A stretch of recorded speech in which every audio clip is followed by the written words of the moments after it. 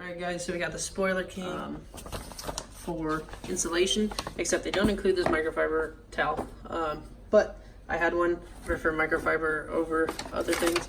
So basically what you do is you're going to, either you can heat up the spoiler by using a heat gun, which is not recommended just because you can make a mistake and it can melt the spoiler. You want to put it under the sun, or so on and so forth on how you want to warm it up. You can see right here the instructions. Zoom in, leave it there for a second in case anybody wants to screenshot it or anything. Then they give you a primer, so you prep the area, clean it off obviously. I cleaned mine first with a microfiber towel, and then I used the little prep pads that they have here.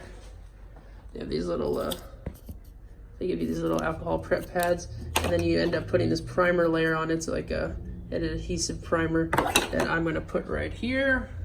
And then I'm personally gonna use a heat gun because I've worked in the vinyl industry for quite some time, so I'm very careful with it. We're gonna go ahead and put that on there, and then I will get back to you as soon as it's installed. All right, so now we got the spoiler installed, and I will tell you right now, you do not have too much room for error, because once this piece, the 3M adhesive tape is on, it is on. So, you wanna definitely apply the primer, apply the alcohol or alcohol primer, then put this on. We mark the center right here with the center right here. And obviously I have an antenna right here for the Fiat, and there's a little bolt right here that lets us find that that's the center. And there you go. The instructions said to put a little masking tape for about 24 to 48 hours. I'll leave it for 24 hours, check in the morning, see how that works, but that's it. Right now, well, you can see Spoilerking. They sponsored me for this video and for this product. So it'll be interesting to see how this works out.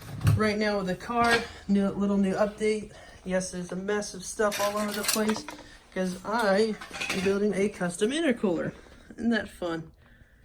So it's a little janky right now. There's a couple things that need to be fixed up, like the piping sticking out a little bit. There's a little like pinched hose right here. Some of the stuff needs to be redone, like this. Needs to be turned in, that needs to be turned in. Other than that, so far, a little test run. IATs have been perfect.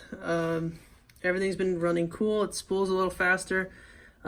Before I had the Siliconset ones. Now these are 2 inches on each side for inlet and outlet. I did go with a little bigger hose, or a little bigger plumbing for it. It's a 2.5 inch.